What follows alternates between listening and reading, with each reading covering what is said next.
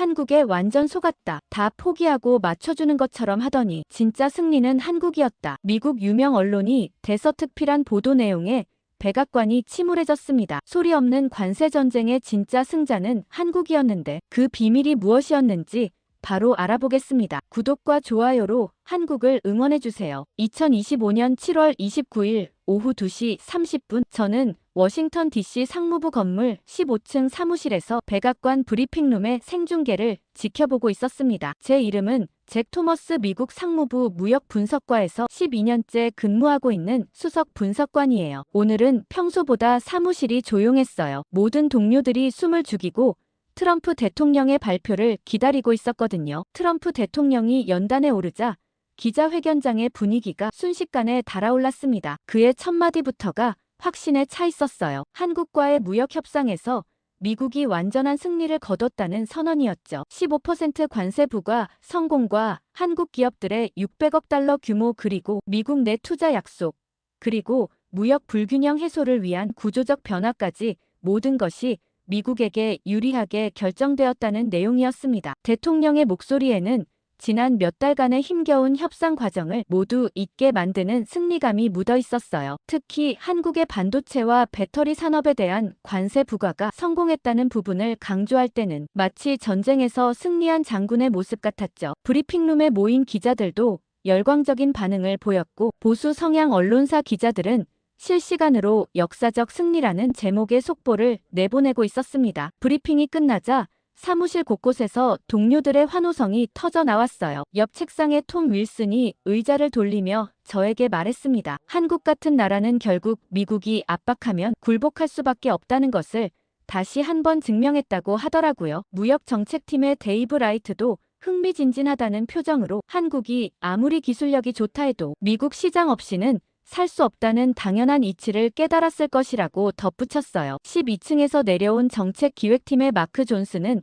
한국이 이번에 보여준 것은 전형적인 작은 나라의 굴복이라고 하면서 삼성이나 현대 같은 기업들이 아무리 크다고 해도 결국 미국의 정책 결정 앞에서는 무릎을 꿇을 수밖에 없다고 단언했어요. 사무실 전체가 이런 분위기였죠. 마치 당연한 결과가 나온 것처럼 여기는 공기가 팽팽했습니다. 하지만 저는 이런 분위기 속에서도 묘한 위화감을 느꼈어요. 12년간 무역 데이터를 분석해온 경험상 이런 식의 일방적 승리는 현실에서 거의 불가능했거든요. 특히 한국 같은 고도로 발달된 경제 강국과의 협상에서 말이에요. 동료들의 말과 달리 한국은 지난 20년간 미국과의 무역에서 항상 치밀하고 전략적인 접근을 보여왔는데 이번에만 이렇게 쉽게 굴복했다는 것이 선뜻 믿어지지 않았습니다. 저는 조용히 제자리로 돌아가 책상 위에 쌓인 자료들을 다시 훑어봤어요. 지난 6개월간 수집한 한국 경제 관련 자료들이었는데 그 어떤 지표도 한국이 이런 식으로 양보할 이유를 보여주지 않았거든요. 특히 한국의 반도체 산업 현황을 보면 더욱 의문스러웠어요. 삼성과 SK 하이닉스는 현재 전 세계 메모리 반도체 시장의 70% 이상을 장악하고 있었고 미국 내 주요 기술 기업들이 이들 없이는 제품 생산 자체가 불가능한 상황이었습니다. 저녁 무렵 집으로 돌아가는 지하철에서도 계속 이 문제가 머릿속을 떠나지 않았습니다. 승객들은 대부분 스마트폰으로 오늘의 뉴스를 보며 흥분한 표정이었어요. 소셜미디어에는 동료들과 비슷한 논조의 댓글들이 쏟아지고 있었죠. 드디어 한국을 굴복시켰다는 것, 미국 퍼스트의 승리라는 것, 이제 중국 차례라는 것까지 모든 반응이 예측 가능한 범위 안에 있었습니다. 그날 밤 집에서 저는 개인적으로 수집한 자료들을 다시 검토해봤어요. 한국의 최근 5년간 대미 투자 패턴과 주요 기업들의 글로벌 전략 변화, 그리고 무엇보다 한국 정부의 경제 정책 방향성까지 모든 것을 종합해보니 오늘의 발표가 과연 미국의 일방적 승리인지 확신이 서지 않았습니다. 오히려 한국이 더 큰 그림을 그리고 있는 것은 아닐까 하는 생각이 들기 시작했어요. 늦은 밤 침대에 누워서도 계속 이 문제가 머릿속을 맴돌았습니다. 15% 관세라는 표면적 성과 뒤에 숨겨진 진실이 무엇인지 파헤쳐봐야겠다는 결심이 서서히 굳어졌어요. 다음날 아침 8시 30분 제 휴대폰이 요란하게 울렸습니다. 발신자는 에밀리 첸, 뉴욕 모건 스탠리에서 아시아 시장을 담당하는 금융 애널리스트였어요. 에밀리와 저는 하버드 경영대학원 동기로 졸업 후에도 꾸준히 정보를 공유해온 사이였죠. 그런데 그녀의 목소리에는 평소와 다른 긴장감이 섞여 있었습니다. 에밀리는 첫 마디부터 놀라운 소식을 전했어요. 어제 트럼프 대통령의 관세 발표 이후 한국 주식시장의 반응이 완전히 예상과 다르다는 것이었죠. 보통이라면 15% 관세 부과 발표에 한국 대기업 주가들이 폭락해야 정상인데 오히려 소폭 상승하고 있다는 분석이었습니다. 특히 삼성전자와 SK하이닉스 같은 반도체 기업들의 주가가 전혀 흔들리지 않고 있다는 점이 월가 전체를 당황시키고 있다고 했어요. 더욱 이상한 것은 기관 투자가들의 움직임이었습니다. 에밀리가 확인한 바에 따르면 관세 발표 직후부터 미국과 유럽의 주요 헤지펀드들이 오히려 한국 반도체와 배터리 관련 주식을 대량 매수하고 있었어요. 이는 상식적으로 이해하기 어려운 패턴이었죠. 만약 정말로 15% 관세가 한국 기업들에게 치명적이라면 이런 매수세가 나올 이유가 없었거든요. 에밀리는 특히 한 가지 사실에 주목하고 있었습니다. 모건 스탠리 내부에서 돌고 있는 비공식 보고서에 따르면 한국의 주요 기업들이 관세 발표 이후에도 전혀 당황하는 기색이 없다는 것이었어요. 오히려 일부 기업들은 미국 내 투자 계획을 더욱 적극적으로 추진하겠다는 신호를 보내고 있었죠. 이런 반응은 마치 이미 모든 것을 예상하고 대비책을 준비해둔 것처럼 보였다고 에밀리는 분석했습니다. 저는 에밀리의 말을 듣고 어제부터 느꼈던 의구심이 더욱 구체화되는 것을 느꼈어요. 월가의 전문가들까지 이상하다고 느끼는 상황이라면 분명히 우리가 놓치고 있는 부분이 있을 것이었죠. 에밀리는 계속해서 흥미로운 정보를 제공했습니다. 아시아 시장 거래 시간 동안 한국 기업들의 주가 움직임을 실시간으로 모니터링한 결과 마치 사전에 시나리오가 짜여진 것처럼 안정적인 패턴을 보이고 있다는 것이었어요. 특히 배터리 업계의 반응이 더욱 의외였습니다. LG에너지솔루션과 삼성 SDI 같은 기업들의 주가가 관세 발표에도 불구하고 오히려 상승세를 보이고 있었어요. 이는 투자자들이 15% 관세를 단순한 단기 변수로 보고 있다는 의미였죠. 에밀리는 이런 반응이 나오는 이유가 궁금해서 몇몇 대형 투자기관의 포트폴리오 매니저들과 비공식 접촉을 시도해봤다고 했습니다. 그 결과 더욱 놀라운 사실을 발견했다고 에밀리가 말했어요. 주요 투자기관들 사이에서는 이미 며칠 전부터 한국 기업들이 관세 부과에 대비한 완벽한 대응 전략을 준비하고 있다는 소문이 돌고 있었다는 것이었죠. 심지어 일부에서는 이번 관세가 오히려 한국 기업들에게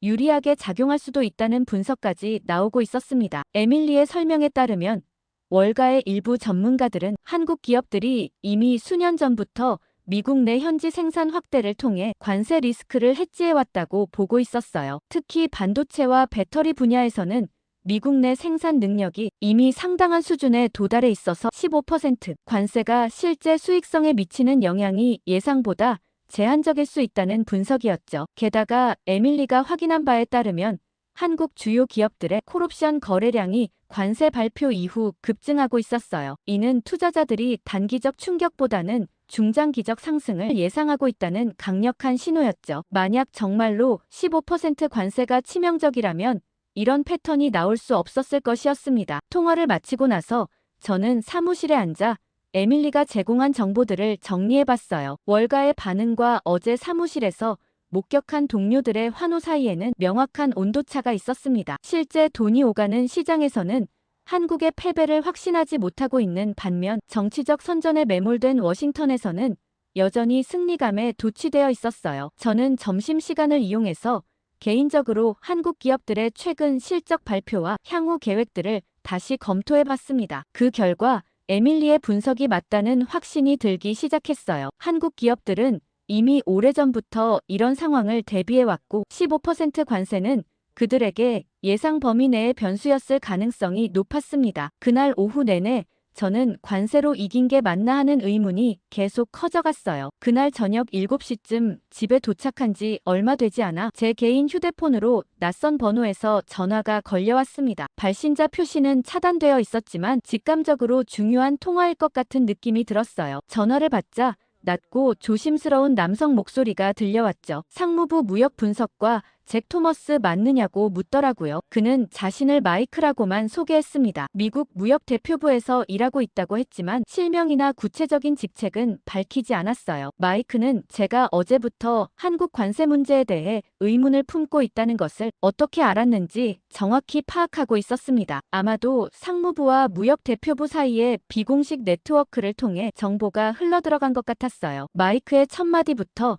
제 예상을 뒤엎었습니다. 한국이 표면적으로는 물러선 척했지만 실제로는 협상 테이블 밑에서 완전히 다른 게임을 하고 있다는 것이었어요. 그의 말에 따르면 트럼프 대통령이 발표한 15% 관세와 600억 달러 투자 약속 뒤에는 우리가 전혀 모르는 복잡한 거래 구조가 숨어 있다는 것이었죠. 무역대표부 내부에서는 이미 며칠 전부터 한국의 진짜 의도에 대한 우려가 제기되고 있었다고 마이크가 조심스럽게 설명했어요. 한국이 제시한 미국 내 투자 계획의 세부 내용을 분석해보니 단순한 양보가 아니라 오히려 장기적으로 한국에게 유리한 구조로 설계되어 있다는 의견이 나오고 있었다는 것이었습니다. 저는 이 말을 들으며 어제부터 느껴온 위화감이 구체적인 형태를 갖추기 시작하는 것을 느꼈어요. 600억 달러 투자 약속과 함께 한국 기업들이 미국 내에서 받게 된 세제 혜택과 규제 완화 조치들을 따져보면 15% 관세로 인한 손실을 상쇄하고도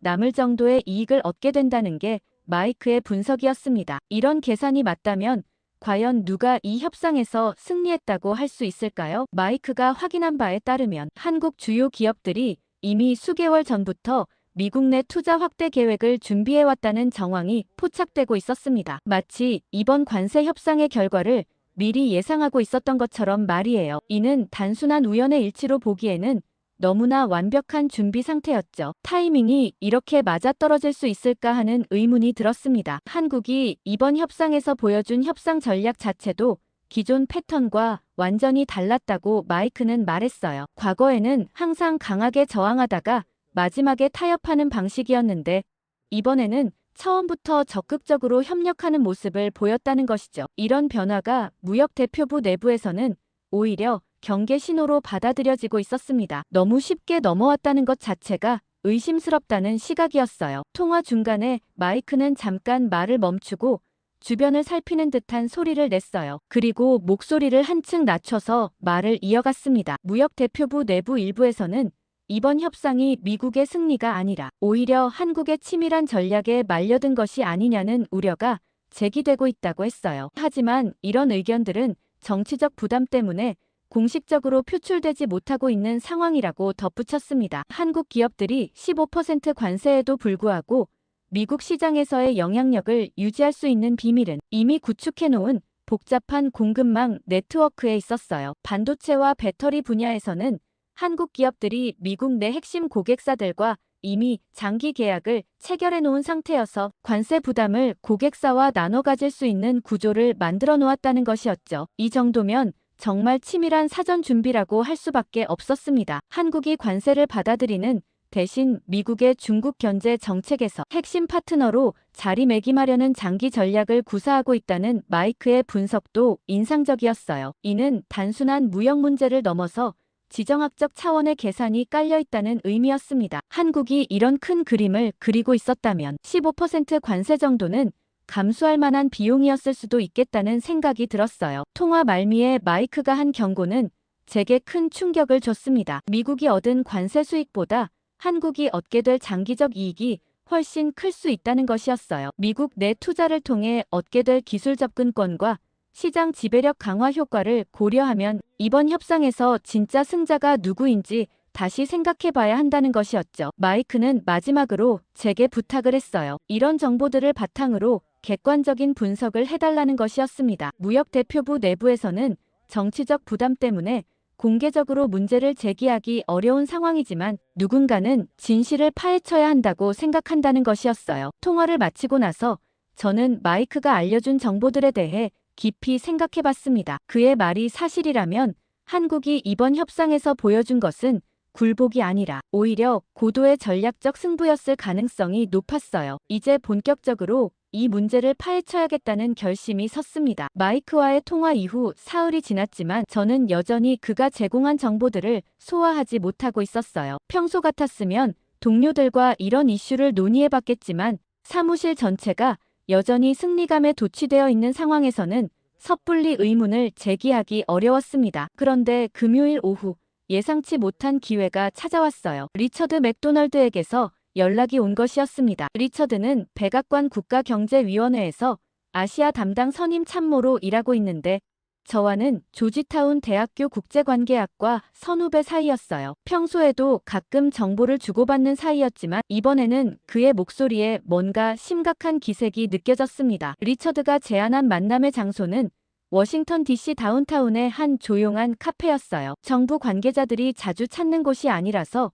비공식적인 대화를 나누기에는 적절한 장소였죠. 토요일 오전 10시에 만나기로 했는데 리처드는 평소보다 일찍 도착해서 구석진 자리에 앉아 있었습니다. 그의 표정을 보는 순간 이번 만남이 단순한 근황 토크가 아니라는 것을 알 수 있었어요. 리처드는 인사를 나눈 후 곧바로 본론으로 들어갔습니다. 백악관 국가경제위원회에서 입수한 내부 보고서를 보여주고 싶다는 것이었어요. 그는 조심스럽게 주변을 둘러보더니 서류 가방에서 봉투 하나를 꺼냈습니다. 봉투 안에는 기밀 도장이 찍힌 20여 페이지의 보고서가 들어있었죠. 보고서의 제목은 한국 관세 협상 이후 경제 영향 분석이었는데 작성 날짜를 보니 트럼프 대통령의 발표 바로 다음 날이었어요. 이는 백악관이 공식 발표와는 별도로 내부적인 분석 작업을 진행하고 있었다는 의미였습니다. 리처드는 이 보고서가 아직 대통령에게까지 올라가지는 않았지만 국가경제위원회 내에서는 상당한 논란을 일으키고 있다고 설명했어요. 보고서를 읽어보니 제가 예상했던 것보다 훨씬 상세한 분석이 담겨 있었습니다. 한국 기업들이 관세 협상 직후부터 미국 내 대규모 투자와 생산시설 확장 계획을 빠르게 추진하고 있다는 내용이 구체적인 기업명과 투자 규모까지 포함해서 정리되어 있었어요. 삼성전자의 텍사스 반도체 공장 확장, SK하이닉스의 미시간 신규 투자, 현대자동차의 조지아주 전기차 생산 라인 증설까지 모든 계획이 마치 사전에 준비된 것처럼 동시다발적으로 발표되고 있었습니다. 공급망 영향 분석 부분을 보니 마이크가 전화로 언급했던 내용과 정확히 일치하는 내용이 나와 있었어요. 한국 기업들의 미국 내 현지 생산 비중이 이미 상당한 수준에 도달해 있어서 15% 관세가 실제 공급망에 미치는 충격이 예상보다 제한적일 것이라는 전망이었습니다. 이런 분석이 백악관 내부에서도 나오고 있다는 사실 자체가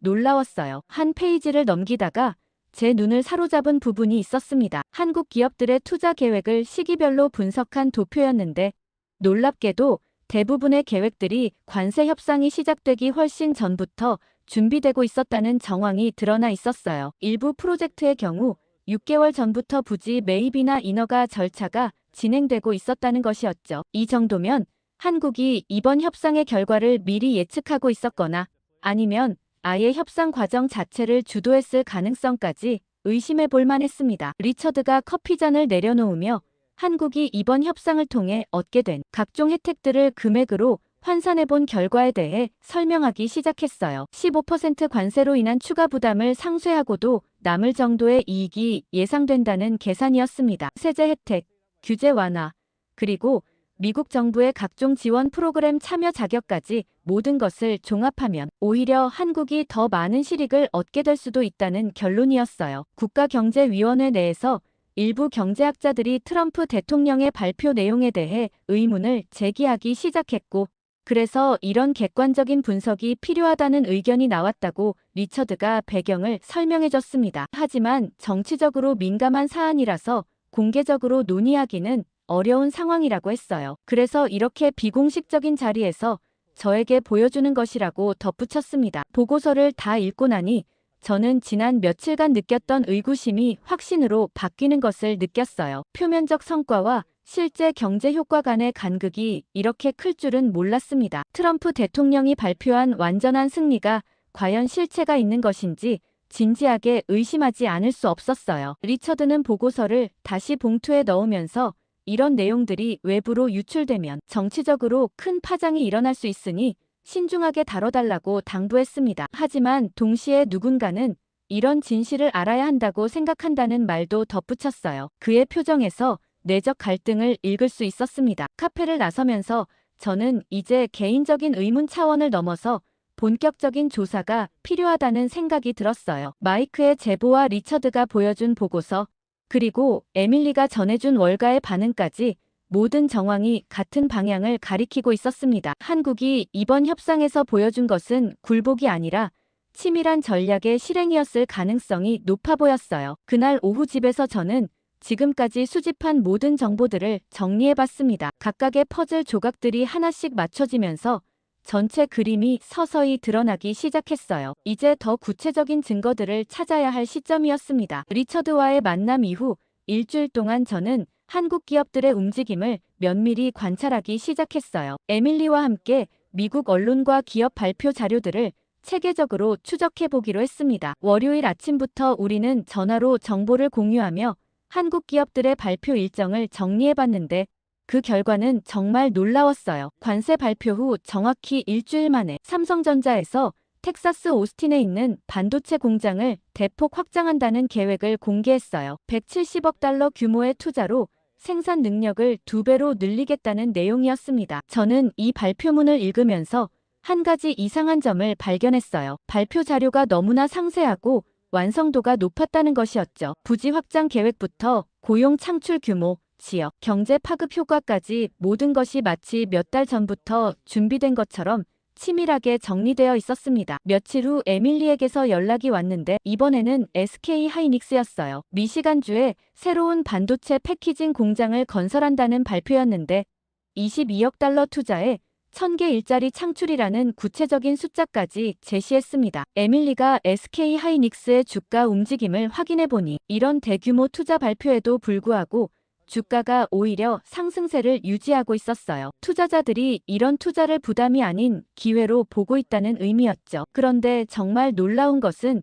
이런 발표들이 마치 도미노처럼 이어지기 시작했다는 점이었어요. 현대자동차 그룹에서는 조지아주 사바나에 있는 전기차 공장의 생산 능력을 3배로 늘리고 배터리 공장까지 신설하겠다는 계획을 내놓았습니다. 54억 달러라는 투자 규모도 놀라웠지만 발표 타이밍이 더욱 의미심장했어요. 관세 협상 결과가 나온 지 불과 열흘 만에 이런 대규모 계획을 발표한다는 것은 상식적으로 불가능한 일이었거든요. LG에너지솔루션까지 가세하면서 상황은 더욱 흥미로워졌습니다. 미시간주에 추가 배터리 공장 건설 계획을 발표하면서 26억 달러 투자의 지역, 자동차 업체들과의 장기 공급 계약까지 체결하겠다고 했어요. 에밀리가 자동차 업계 분석가들과 접촉해본 결과 이런 공급 계약 협상은 보통 1년 이상 걸리는데 이미 상당 부분 진행되어 있었다는 정황을 포착했다고 했습니다. 저는 이런 일련의 발표들을 시간순으로 정리해보면서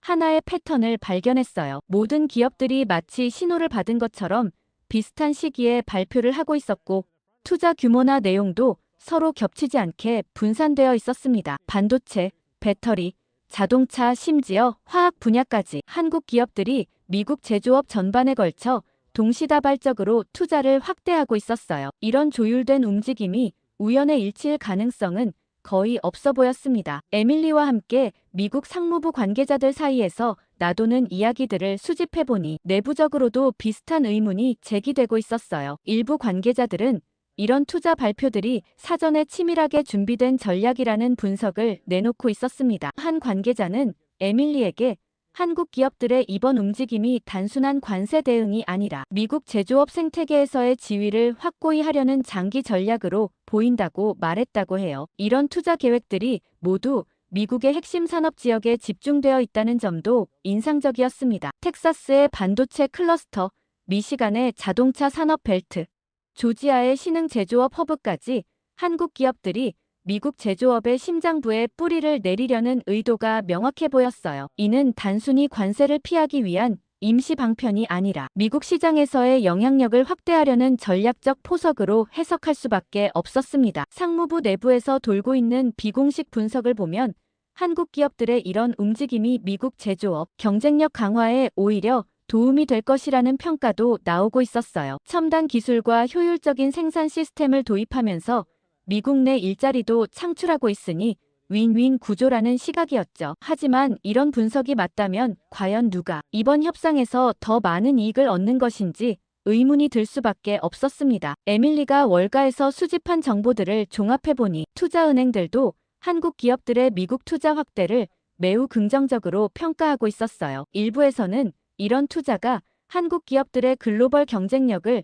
더욱 강화시킬 것이라는 분석까지 나오고 있었습니다. 관세라는 단기적 부담보다는 미국 시장에서의 장기적 지위 확보가 더 중요하다는 계산이었죠. 저는 이 모든 정보를 종합하면서 한국 기업들이 보여주고 있는 것이 단순한 대응이 아니라는 확신이 들었어요. 관세 발표 후 불과 2주 만에 이 정도 규모의 투자 계획들을 동시다발적으로 발표한다는 것은 이미 모든 것이 준비되어 있었다는 의미였습니다. 한국이 이번 협상에서 일종의 시간차 승리를 노렸다는 마이크의 분석이 점점 현실로 드러나고 있었어요. 그날 밤 집에서 저는 지금까지 수집한 모든 자료를 다시 정리해봤습니다. 트럼프 대통령의 승리 선언, 동료들의 환호, 언론의 찬사와는 완전히 다른 그림이 그려지고 있었어요. 한국은 관세라는 겉보기 손실을 감수하면서 훨씬 큰 전략적 이익을 챙기고 있는 것처럼 보였습니다. 한국 기업들의 투자 발표 러시가 한창이던 주말,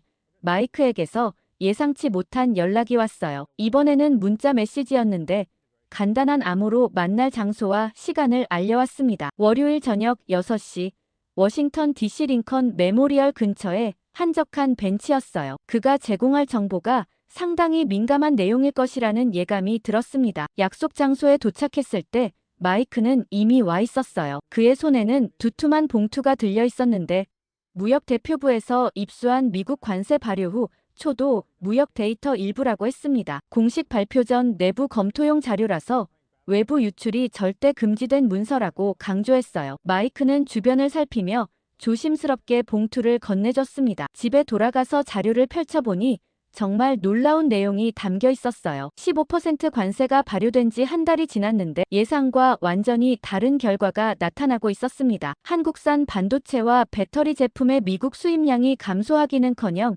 오히려 소폭 증가했다는 것이었어요. 이는 상식적으로 이해하기 어려운 현상이었습니다. 자료를 자세히 분석해보니 그 이유를 알 수 있었어요. 주요 전기차 및 통신업체들이 대체 공급처를 찾지 못해서 한국과의 장기 계약을 오히려 강화하고 있었다는 것이었죠. 애플, 테슬라, 구글 같은 미국 대기업들이 한국 업체들과 향후 3년에서 최대 5년간의 공급 계약을 새롭게 체결하면서 물량을 확대하고 있었습니다. 15% 관세 부담은 결국 이런 기업들이 나눠서 부담하는 구조가 되어버린 것이었어요. 특히 테슬라의 일론 머스크는 이번 상황에서 가장 적극적인 모습을 보였습니다. 관세 발표 직후 머스크는 트위터에서 삼성의 배터리 기술은 세계 최고 수준이라고 공개적으로 언급하며 한국 기업들에 대한 지지를 표명했어요. 더욱 놀라운 것은 머스크가 직접 삼성 경영진과 화상회의를 갖고 향후 10년간의 배터리 공급 계약을 논의했다는 것이었습니다. 머스크는 내부 회의에서 관세 때문에 삼성을 포기할 수는 없다며 그들의 4680 배터리 셀 기술은 테슬라의 미래에 필수적이라고 강조했다고 합니다. 실제로 테슬라는 관세 부담을 감수하고서라도 삼성 SDI와의 파트너십을 더욱 강화하기로 결정했어요. 심지어 머스크는 한국 기업들의 기술, 혁신 속도는 다른 어느 나라도 따라올 수 없다며 극찬을 아끼지 않았습니다. 이런 머스크의 선택은 다른 미국 기업들에게도 큰 영향을 미쳤습니다. 테슬라가 관세에도 불구하고 한국을 선택했다는 것은 곧 한국 기업들의 기술적 우위가 그만큼 압도적이라는 의미로 받아들여졌거든요. 결국 15% 관세는 한국 기업들의 경쟁력을 약화시키기보다는 오히려 그들의 기술적 우수성을 더욱 부각시키는 역설적 효과를 낳고 있었습니다. 마이크가 함께 제공한 분석 보고서를 보니 미국 정부 내부에서도 이런 현상을 우려하고 있다는 것을 알 수 있었어요. 관세를 부과했지만 실제로는 미국 기업들이 더 많은 비용을 부담하게 되었고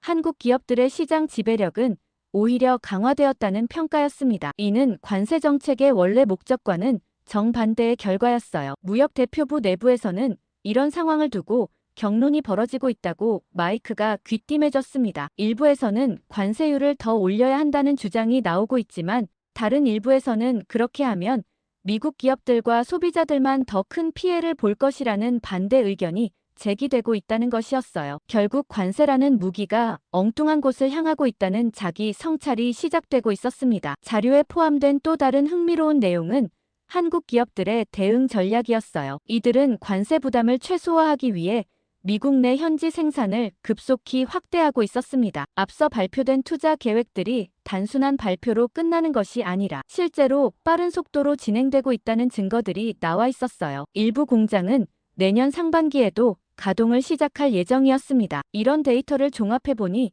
한국이 관세 부과를 오히려 미국 시장에서의 입지를 강화하는 기회로 활용하고 있다는 것이 명확해졌어요. 단기적으로는 관세 부담이 있지만 장기적으로는 현지 생산을 통해 비용을 절감하고 공급망 안정성까지 확보하는 일석이조의 효과를 노리고 있었습니다. 더욱이 미국 정부로부터 각종 세제 혜택과 보조금까지 받으면서 투자 리스크도 크게 줄어들었어요. 마이크가 마지막으로 제공한 정보는 충격적이었습니다. 무역대표부 내부 일부에서는 이번 관세 정책이 실패작이라는 평가가 나오기 시작했다는 것이었어요. 관세가 미국 내 공급망을 약화시키지 못했을 뿐만 아니라 오히려 한국 기업들의 경쟁력을 강화시키는 역효과를 낳고 있다는 분석이었습니다. 하지만 이런 평가는 정치적 부담 때문에 공개적으로 논의되지 못하고 있는 상황이었어요. 그날 밤 저는 마이크가 제공한 데이터들을 반복해서 검토해봤습니다. 숫자는 거짓말을 하지 않았어요. 15% 관세라는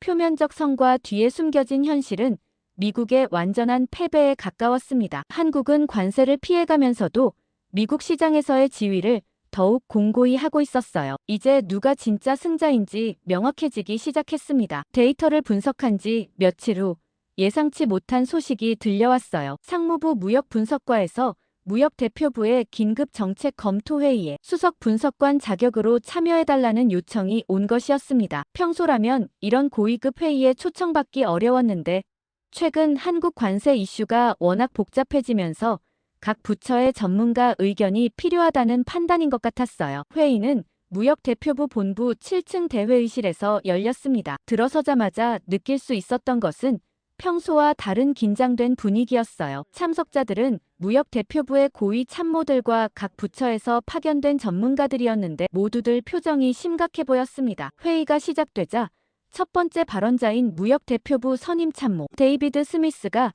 한국 관세 정책의 예상치 못한 결과들에 대해 재검토가 필요하다며 회의를 시작했습니다. 하지만 곧이어 참석자들 사이에서 완전히 상반된 시각들이 드러나기 시작했어요. 강경파를 대표하는 토마스 윌슨 부차관보가 먼저 목소리를 높였습니다. 한국 기업들의 최근 움직임은 단순한 허세에 불과하다고 주장했어요. 600억 달러 투자 계획이라고 하지만 실제로는 관세 압박에 굴복한 것이며 조금만 더 압박하면 더 많은 양보를 받아낼 수 있을 것이라고 강조했습니다. 윌슨의 말에 몇몇 참석자들이 고개를 끄덕였지만 다른 쪽에서는 회의적인 시선들이 느껴졌어요. 경제분석팀의 사라 존슨이 조심스럽게 반박했습니다. 데이터를 보면 한국 기업들의 주가는 오히려 상승하고 있고 미국 내 투자 계획들도 이미 상당 부분 구체화되어 있는데 이것이 정말 굴복의 신호인지 의문스럽다고 말했어요. 윌슨이 즉각 반박하며 주가 상승은 일시적 현상일 뿐이라고 주장했습니다. 한국 같은 작은 나라가 미국의 압박을 얼마나 버틸 수 있겠느냐며 주한미군이라는 카드도 있고 방위비 분담금 문제도 있으니 이런 것들을 활용하면 한국은 결국 무릎을 꿇을 수밖에 없다고 강변했어요. 이 말에 회의실 분위기가 더욱 긴장되었습니다. 또 다른 강경파인 마이클 데이비스가 윌슨의 말에 힘을 실었어요. 한국은 결국 미국에게 의존할 수밖에 없는 구조라며 북한 위협도 있고 중국 견제도 미국 없이는 불가능하니 조금만 압박하면 더 많은 것을 얻어낼 수 있을 것이라고 동조했습니다. 하지만 온건파들의 반응은 달랐어요. 국가경제위원회에서 파견된 리사 브라운이 그런 접근은 너무 위험하다고 우려를 표했습니다. 한국의 최근 대응을 보면 생각하는 것보다 훨씬 더 치밀하고 전략적이며 단순한 압박으로는 오히려 역효과가 날 수 있다고 경고했어요. 저는 이런 논의를 들으면서 미국 정부 내부의 심각한 인식 차이를 실감할 수 있었어요. 한쪽에서는 여전히 한국을 과소평가하며 추가 압박을 주장하고 있었고 다른 쪽에서는 한국의 전략적 대응에 대한 우려를 표하고 있었습니다. 윌슨이 다시 강하게 주장했습니다. 한국을 너무 과대평가하고 있다며 그들이 아무리 기술력이 좋다고 해도 결국 미국 시장 없이는 살 수 없다고 강조했어요. 삼성이나 LG가 뭐 대단한 기업이냐며 시장 접근을 차단하면 끝나는 회사들이라고 폄하했습니다. 이런 발언에 경제 분석팀의 존슨이 강하게 반박했습니다. 그건 현실을 너무 단순하게 보는 시각이라며 한국 기업들은 이미 글로벌 공급망에서 대체 불가능한 위치를 확보했다고 반박했어요. 특히 반도체와 배터리 분야에서는 오히려 미국이 그들에게 더 의존하고 있는 상황이라고 지적했습니다. 데이비스가 비웃듯 대체 불가능하다는 것은 말이 안 된다고 반박했어요. 중국이나 일본, 대만 기업들로 언제든 바꿀 수 있으며 한국이 특별할 게 뭐가 있느냐고 했습니다. 결국 미국 눈치를 봐야 하는 처지라고 깎아내렸어요. 회의가 진행될수록 양쪽의 입장 차이는 더욱 벌어졌습니다. 강경파들은 계속해서 한국에 대한 추가 압박을 주장했고 온건파들은 현실적 우려를 표했어요. 특히 강경파들이 주한미군과 방위비 문제를 압박 수단으로 활용하자고 주장할 때는 회의실이 험악한 분위기가 되기도 했습니다. 회의 말미에 무역대표부 차관이 정리 발언을 했습니다. 오늘 논의된 내용들을 종합해서 추가 검토가 필요하다며 다만 현재로서는 성급한 추가 조치보다는 상황을 더 지켜보는 것이 좋겠다고 판단한다고 마무리했어요. 회의를 마치고 나오면서 저는 미국 정부 내부의 심각한 분열상을 목격했다는 생각이 들었어요. 한국의 전략적 대응에 대해서도 제대로 된 평가조차 내리지 못하고 있는 상황이었습니다. 이런 내부 혼선이 계속된다면 한국에게는 더욱 유리한 환경이 조성될 것 같았어요. 무역대표부 내부의 혼란상을 파악한 지 며칠 후 저는 언론계에서도 비슷한 움직임이 일고 있다는 것을 알게 되었어요. 그 계기는 월스트리트 저널의 경제 전문 기자 마크 앤더슨과의 우연한 만남이었습니다. 워싱턴 DC의 한 커피숍에서 마주친 것이었는데 마크는 평소 알고 지내던 기자였어요. 그런데 그의 표정에서 뭔가 중요한 이야기가 있다는 것을 직감할 수 있었습니다. 마크는 인사를 나눈 후 곧바로 흥미로운 이야기를 꺼냈어요. 최근 미국 내 주요 언론사들에서 한국의 전략적 움직임에 대한 관심이 급속히 높아지고 있다는 것이었습니다. 특히 월스트리트 저널에서는 곧 이와 관련된 특집 기사를 준비하고 있다고 귀띔해줬어요. 제목은 한국의 역전승, 관세 뒤에 숨겨진 진실이었습니다. 마크가 설명하는 기사의 내용은 제가 지금까지 수집한 정보들과 놀랍도록 일치했어요. 한국 기업들이 관세 부과에도 불구하고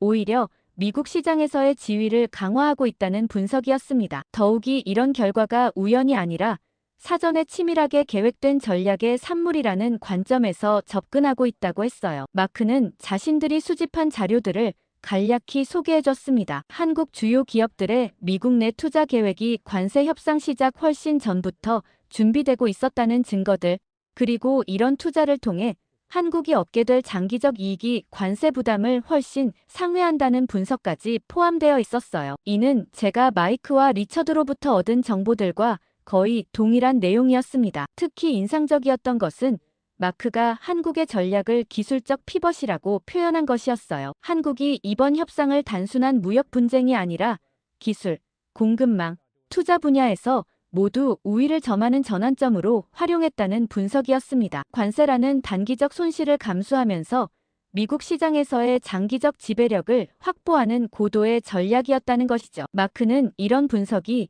이미 월스트리트의 주요 투자기관들 사이에서 공공연하게 회자되고 있다고 말했어요. 골드만삭스나 모건 스탠리 같은 투자은행들이 내부 보고서에서 한국의 이번 전략을 높이 평가하고 있다는 것이었습니다. 일부에서는 이를 21세기형 경제 외교의 모범 사례라고까지 표현하고 있다고 했어요. 언론사 내부적으로도 이런 관점의 변화가 일어나고 있다고 마크가 설명했습니다. 처음에는 대부분의 언론이 트럼프 대통령의 발표를 그대로 받아들여 미국의 승리로 보도했지만 시간이 지나면서 실제 데이터와 현실을 들여다보니 완전히 다른 그림이 나타나고 있다는 것이었어요. 이제 여러 언론사들이 재검증 작업에 들어가고 있다고 했습니다. 마크는 특히 한 가지 흥미로운 사실을 알려줬어요. 한국 정부와 기업들이 미국 언론과의 소통에서도 매우 전략적으로 접근하고 있다는 것이었습니다. 공개적으로는 겸손한 자세를 유지하면서도 비공식적으로는 자신들의 성과를 적절히 어필하고 있다는 것이었죠. 이런 커뮤니케이션 전략도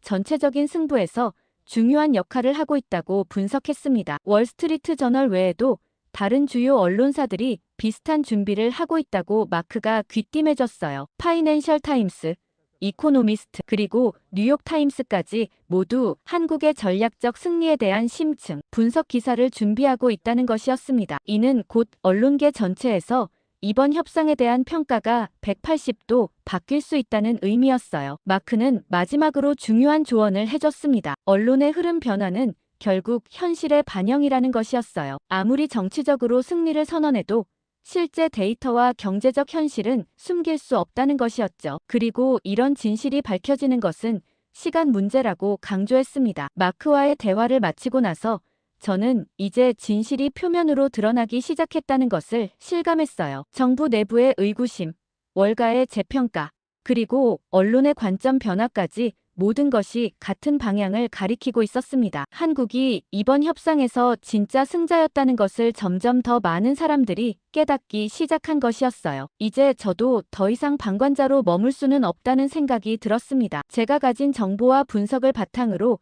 진실을 알리는데 기여해야 할 때가 온 것 같았어요. 마크와의 만남 이후 며칠이 지나면서 저는 백악관 내부의 시각을 직접 확인해 볼 필요가 있다고 생각했어요. 마침 조지타운 대학교 동기인 엘리자베스 클라크가 백악관 정책기획실에서 일하고 있었습니다. 그녀와는 가끔 정책 이슈에 대해 의견을 나누는 사이였는데 이번에는 좀 더 직접적인 접근이 필요했어요. 엘리자베스에게 연락해서 점심 약속을 잡았습니다. 만날 장소는 백악관 근처의 조용한 식당이었어요. 그녀는 평소와 달리 다소 피곤해 보이는 모습이었는데 최근 백악관 내부가 상당히 바쁘다고 말했습니다. 한국 관세 협상의 후속 조치들을 정리하느라 연일 야근을 하고 있다는 것이었어요. 엘리자베스와 대화를 나누면서 백악관 내부의 분위기를 어느 정도 파악할 수 있었습니다. 공식적으로는 여전히 승리 분위기가 유지되고 있지만 실무진들 사이에서는 미묘한 우려가 제기되고 있다는 것이었어요. 특히 트럼프 진영에서는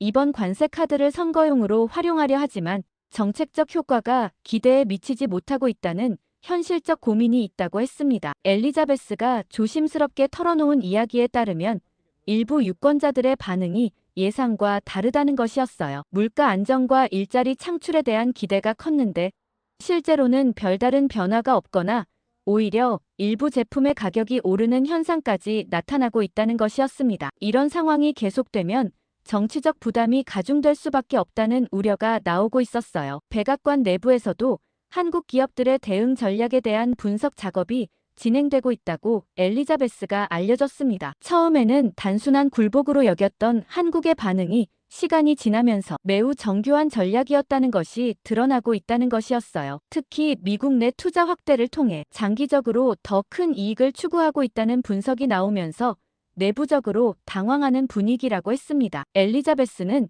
특히 한 가지 사실을 강조했어요. 백악관 정책기획실에서 최근 실시한 여론조사 결과 일반 국민들의 관세 정책에 대한 지지도가 예상보다 낮게 나왔다는 것이었습니다. 초기에는 강한 대외 정책에 대한 지지가 높았지만 실제 경제적 효과가 미미하다는 것이 알려지면서 회의적인 시각이 늘어나고 있다는 것이었어요. 더욱 문제가 되고 있는 것은 기업들의 반발이었습니다. 엘리자베스가 전해준 바에 따르면 실리콘밸리의 주요 기술 기업들이 비공식적으로 백악관에 불만을 표시하기 시작했다는 것이었어요. 관세 때문에 생산 비용이 증가했지만 소비자들에게 전가하기도 어렵고 대체 공급업체를 찾기도 현실적으로 불가능하다는 호소였습니다. 자동차 업계의 상황은 더욱 심각했어요. 전기차 생산에 필수적인 한국산 배터리에 대한 의존도가 높은 상황에서 관세 부과는 결국 미국 자동차 업체들의 경쟁력을 약화시키는 결과를 낳고 있었습니다. 테슬라를 비롯한 주요 업체들이 이런 문제를 백악관에 지속적으로 제기하고 있다고 엘리자베스가 알려줬어요. 백악관 내부에서는 이런 문제들을 해결하기 위한 방안 모색도 시작되었다고 했습니다. 하지만 이미 공개적으로 승리를 선언한 마당에 정책을 번복하기는 어려운 상황이었어요. 그래서 우회적인 방법들을 검토하고 있다는 것이었는데 구체적인 내용은 아직 확정되지 않았다고 했습니다. 엘리자베스는 마지막으로 솔직한 개인적 견해를 밝혔어요. 이번 협상이 정치적으로는 성과처럼 보이지만 실제 정책 효과 측면에서는 의문이 많다는 것이었습니다. 한국이 보여준 전략적 대응은 오히려 미국이 배워야 할 부분이 많다고 평가했어요. 장기적 관점에서 실익을 추구하면서도 정치적 체면을 세워주는 고도의 외교술이었다는 것이었죠. 점심을 마치고 나서 저는 백악관 내부에서도 이미 현실을 인식하기 시작했다는 것을 확인할 수 있었어요. 비록 공개적으로는 승리를 주장하고 있지만 실무진들은 이미 문제점들을 파악하고 있었습니다. 이런 내부적 인식 변화가 결국 정책 수정으로 이어질 가능성도 있어 보였어요. 그날 오후 사무실로 돌아가면서 저는 이제 진실이 곧 표면화될 것이라는 확신이 들었습니다. 정부 내부, 기업계, 언론계, 그리고 학계까지 모든 곳에서 비슷한 인식 변화가 일어나고 있었어요. 한국의 전략적 승리는 더 이상 숨길 수 없는 현실이 되어가고 있었습니다. 엘리자베스와의 만남 이후 며칠 후 에밀리에게서 흥미로운 제안이 왔어요. 모건 스탠리에서 주요 투자은행들과 함께 아시아 시장에 대한 컨퍼런스 콜을 진행하는데 저도 함께 참여해보지 않겠냐는 것이었습니다. 한국 관세 이슈에 대한 금융권의 최신 시각을 직접 들어볼 수 있는 좋은 기회라고 생각해서 참여하기로 했어요. 컨퍼런스 콜에는 골드만삭스, JPM, 시티그룹, 그리고 모건 스탠리의 아시아 담당 애널리스트들이 참여했습니다. 각자 30분씩 한국 시장에 대한 최신 분석을 발표하는 형식이었어요. 저는 청취자 자격으로 참여했지만 이들의 분석 내용은 제가 예상했던 것보다 훨씬 더 구체적이고 날카로웠습니다. 골드만삭스의 수석 애널리스트가 첫 번째로 발표를 시작했어요. 한국 기업들의 최근 주가 움직임을 분석한 결과 관세 발효 후에도 대부분의 주요 기업들이 강세를 유지하고 있다는 것이었습니다. 특히 반도체와 배터리 업종에서는 오히려 기관 투자가들의 매수세가 증가하고 있다고 분석했어요. 이는 시장이 15% 관세를 단기적 변수로만 보고 있다는 강력한 신호였습니다. JPM의 애널리스트는 더욱 직설적이었어요. 한국 기업들의 미국 내 투자 확대 계획을 분석한 결과 이것이 관세에 대한 단순한 대응이 아니라 미국 시장 지배력 강화를 위한 장기 전략이라고 판단한다는 것이었습니다. 투자 규모와 타이밍, 그리고 지역 선택까지 모든 것이 치밀하게 계획된 것처럼 보인다고 평가했어요. 시티그룹에서는 한국 정부의 경제 정책 전반에 대한 분석을 제시했습니다. 이번 관세 협상을 통해 한국이 미국의 대중국 견제 정책에서 핵심 파트너로 자리매김하는데 성공했다는 것이었어요. 단순한 무역 분쟁을 지정학적 기회로 전환시킨 고도의 전략이라고 평가했습니다. 모건 스탠리의 에밀리는 마지막 순서로 발표했는데 가장 인상적인 분석을 내놓았어요. 한국 기업들의 이번 대응을 관세 중성화 전략이라고 명명하면서 이들이 관세 부담을 최소화하면서도 시장 점유율을 확대하는 데 성공하고 있다고 분석했습니다. 현지 생산 확대, 고객사와의 비용 분담, 그리고 정부 인센티브 활용까지 모든 수단을 동원한 완벽한 전략이라고 평가했어요. 컨퍼런스 콜이 진행되면서 저는 한 가지 놀라운 사실을 발견했습니다. 참여한 모든 투자은행들이 한국 기업 주식의 비중을 늘리고 있다는 것이었어요. 관세 발효에도 불구하고 오히려 투자를 확대하고 있었습니다. 이는 이들이 관세를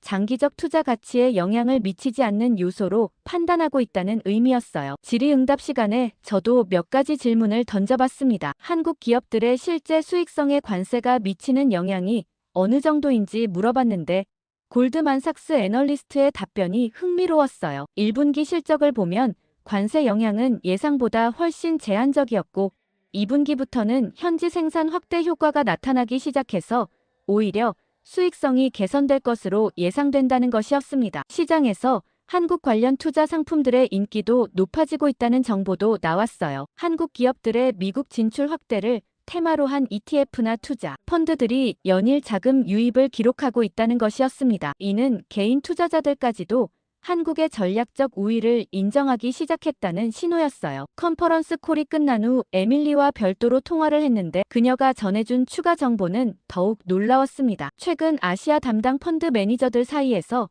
한국을 스마트 머니의 목적지라고 부르는 분위기가 확산되고 있다는 것이었어요. 정치적 리스크를 경제적 기회로 전환시키는 능력을 인정받고 있다는 것이었죠. 월가에서는 이미 한국의 이번 전략을 케이스 스터디로 분석하는 작업도 시작되었다고 에밀리가 알려줬어요. 하버드나 와튼 같은 주요 비즈니스 스쿨에서도 이를 국제협상론이나 전략, 경영 수업의 사례로 활용할 계획이라는 소식까지 들려왔습니다. 저는 이런 금융권의 반응을 통해 시장과 기업들이 이미 한국의 산업, 저력을 인정하고 있다는 것을 확실히 알 수 있었어요. 정치적 선전과는 완전히 다른 차원에서 냉철한 분석과 평가가 이뤄지고 있었습니다. 돈이 오가는 실제 시장에서는 거짓말이 통하지 않는다는 것을 다시 한번 확인할 수 있었어요. 그날 밤 집에서 저는 지금까지 수집한 모든 정보들을 종합해서 정리해봤습니다. 정부 내부의 우려, 언론의 관점 변화, 그리고 금융권의 재평가까지 모든 것이 같은 결론을 향해 수렴하고 있었어요. 한국이 이번 협상에서 진짜 승자였다는 것은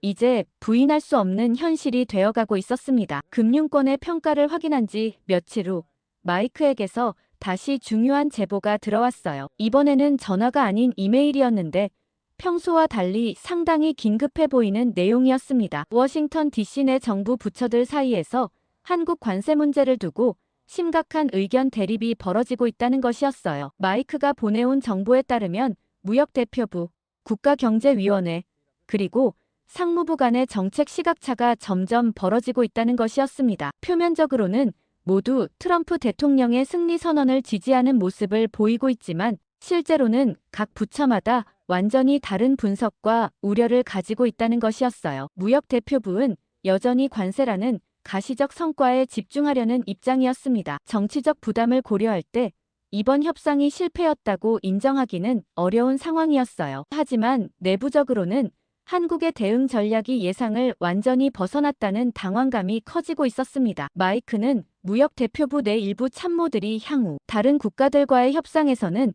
같은 실수를 반복하지 않기 위한 대책 마련에 골몰하고 있다고 전했어요. 반면 국가경제위원회는 훨씬 더 현실적인 우려를 표하고 있었습니다. 리처드가 이전에 보여줬던 내부 보고서처럼 이들은 한국의 산업 전략이 미국에게 장기적으로 불리할 수 있다는 분석을 내놓고 있었어요. 특히 한국 기업들이 미국 내 투자를 통해 얻게 될 기술 접근권과 시장, 지배력 강화 효과를 심각하게 우려하고 있다는 것이었습니다. 상무부의 입장은 또 달랐어요. 마이크가 확인한 바에 따르면 상무부 내에서는 한국 기업들의 미국 투자 확대를 오히려 긍정적으로 평가하는 시각이 강했다는 것이었습니다. 일자리 창출과 기술 이전 효과를 고려할 때 미국에게도 도움이 된다는 판단이었어요. 하지만 이런 시각은 다른 부처들과는 상당한 온도차를 보이고 있었습니다. 마이크는 특히 한 가지 구체적인 갈등 사례를 알려줬어요. 최근 부처 간 조정회의에서 한국의 추가 투자 제안을 어떻게 받아들일지를 두고 격론이 벌어졌다는 것이었습니다. 한국 측에서 반도체 분야에서 추가로 200억 달러를 투자하겠다는 제안을 해왔는데 이를 받아들일지 말지를 두고 부처마다 완전히 다른 의견을 내놓았다는 것이었어요. 무역대표부는 이런 추가 투자가 한국의 영향력만 더 키워줄 뿐이라며 신중해야 한다는 입장이었습니다. 반면 상무부는 미국 내 제조업 기반 강화에 도움이 된다며 적극 수용해야 한다고 주장했어요. 국가경제위원회는 중간적 입장에서 조건부 수용을 검토해보자는 의견이었다고 마이크가 전했습니다. 이런 부처 간 갈등이 정책 일관성을 해치고 있다는 우려도 나오고 있었어요. 한국 측에서는 이런 미국 내부의 혼선을 파악하고 있을 가능성이 높았고 이를 자신들에게 유리하게 활용할 수도 있다는 분석이었습니다. 통일된 대응 전략이 없는 상황에서 한국이 각 부처를 상대로 개별적인 접근을 시도할 수도 있다는 것이었어요. 마이크가 가장 우려하고 있는 것은 이런 내부 갈등이 결국 한국에게 더 많은 기회를 제공할 수 있다는 점이었습니다. 미국 정부가 일관된 입장을 유지하지 못하는 사이에 한국은 자신들의 전략을 차근차근 실행해 나가고 있었어요. 시간이 지날수록 한국에게 유리한 기정사실들이 쌓여가고 있다는 것이었습니다. 백악관에서도 이런 부처 간 갈등을 우려하고 있다고 마이크가 알려줬어요. 하지만 각 부처의 입장이 워낙 다르다 보니 조정이 쉽지 않은 상황이었습니다. 더욱이 트럼프 대통령이 이미 승리를 선언한 마당에 정책을 대폭 수정하기도 어려운 딜레마에 빠져 있다는 것이었어요. 마이크는 마지막으로 한 가지 중요한 정보를 더 제공했습니다. 이런 부처 간 갈등과 정책 혼선이 결국 의회로까지 번질 가능성이 높다는 것이었어요. 일부 의원들이 한국 관세 정책의 실효성에 대해 공개적으로 의문을 제기할 움직임을 보이고 있다는 것이었습니다. 만약 의회에서 공식적인 문제 제기가 나온다면 이 문제가 완전히 공론화될 수도 있다는 것이었죠. 마이크의 제보를 받고 나서 저는 미국 정부 내부의 혼란상이 생각보다 심각하다는 것을 알 수 있었어요. 한국의 치밀한 전략 앞에서 미국이 제대로 된 대응조차 하지 못하고 있는 상황이었습니다. 이런 내부 분열은 결국 한국에게 더 많은 기회를 제공할 뿐이었어요. 저는 이제 협상의 복잡한 이면을 거의 다 파악했다는 생각이 들었습니다. 한국의 전략적 승리는 단순히 경제적 계산만이 아니라 미국 내부의 정치적 역학까지 정확히 읽어낸 결과였어요. 이제 이런 진실을 어떻게 세상에 알릴지 고민해야 할 시점이 다가왔습니다. 마이크의 마지막 제보를 받고 난 후 며칠 동안 저는 깊은 고민에 빠져 있었어요. 지난 몇 주간 수집한 모든 정보와 증거들을 다시 한번 차근차근 정리해보니 이제는 의심의 여지가 없었습니다. 트럼프 대통령이 발표한 완전한 승리는 실제로는 한국의 치밀한 전략 앞에서 완패한 결과였어요. 제 책상 위에는 지금까지 모은 자료들이 두툼하게 쌓여 있었습니다. 에밀리가 제공한 월가의 분석 보고서, 리처드가 보여준 백악관 내부 문서, 마이크의 무역대표부, 기밀자료,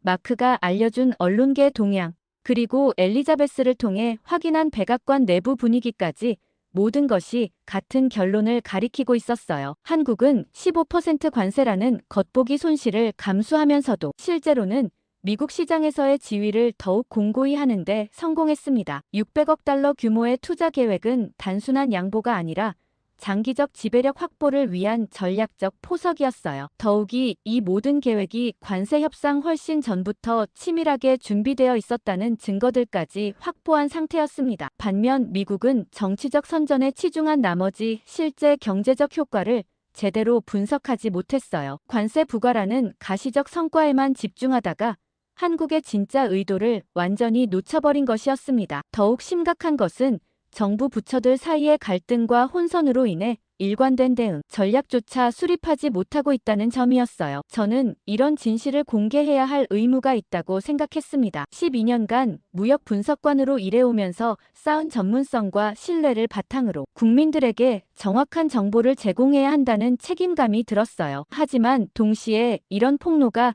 제 경력에 미칠 영향에 대한 우려도 컸습니다. 특히 걱정되는 것은 정치적 보복 가능성이었어요. 트럼프 대통령이 이미 완전한 승리라고 선언한 마당에 그것이 거짓이었다고 주장하는 것은 상당한 위험을 감수해야 하는 일이었습니다. 제 상관들도 이런 움직임을 곱게 보지 않을 것이 분명했고 최악의 경우 해고당할 수도 있었어요. 하지만 더 큰 문제는 이런 진실이 은폐된 채 계속 방치될 경우의 결과였습니다. 미국이 한국의 전략을 제대로 파악하지 못한다면 앞으로도 비슷한 실패를 반복할 가능성이 높았어요. 더욱이 중국이나 다른 경쟁국들이 한국의 사례를 벤치마킹할 수도 있다는 우려가 들었습니다. 하지만 진실을 알리는 것이 국가를 위해서도 그리고 제 양심을 위해서도 옳은 일이라고 판단했어요. 이제 모두가 트럼프 정부의 성공 신화에서 벗어날 필요가 있었습니다. 한국 기업들이 승승장구할 수 있는 바탕이 되면 좋겠습니다. 댓글 많이 달아주시고 끝까지 시청해주셔서 감사합니다.